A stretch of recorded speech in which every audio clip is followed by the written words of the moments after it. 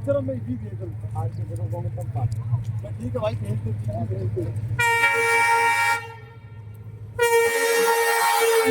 दो